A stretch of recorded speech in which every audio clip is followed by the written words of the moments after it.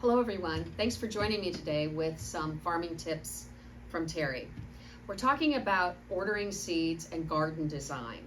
So when you determine how large your garden can be, you can start thinking about what you want to grow in it. And knowing how much room things take up is an important part of designing your garden. Another thing to think about is sun and shade. So just an easy way to get this thinking started is to use some colored paper for the different things you want to grow. Don't bother growing things that you don't eat when you're getting started because, well, that's a lot of wasted energy. Also, make sure to choose some really good informative books that can guide you on your seed selections. How much room they take up at maturity is going to be something important to make to scale design using colored paper and a perimeter that you've cut out to scale as well. Also then, choose a good educational seed catalog. Johnny's is my favorite for beginners, but there's lots of great seed catalogs out there. The reason I love Johnny's so much is because of all the great information they include on the seed packet. They let you know how long till germination, that is when should burst open and you should see it.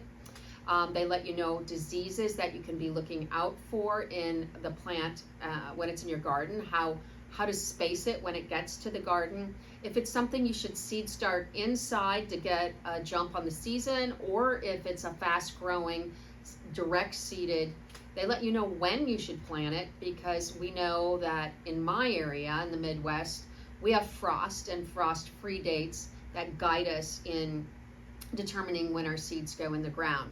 So you need a packet as a beginner that has lots of great information on it. The other thing that I really like to do is to log the things that I'm growing and to cut out the pictures of the mature plant. It might sound silly, but some people forget about what it looks like when it's mature, especially if you've never done this before. So cutting out a picture and maybe having a notebook to put the pictures in and the names of the seeds that you've ordered is a nice way to be prepared and to have a quick resource for what that's going to look like when it's ready to be harvested. You'll have the days to harvest as well, but it's still not a bad thing to do. Then also you want to store your seeds well. So I organize my seeds. I'm gardening on 2 acres. Not everybody's gardening on that big of a plot, and something much smaller might hold all your seeds, where this box holds my greens only.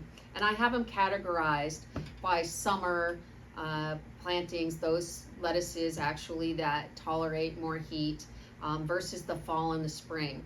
So organization and storage are great too, so that you can use seeds from year to year.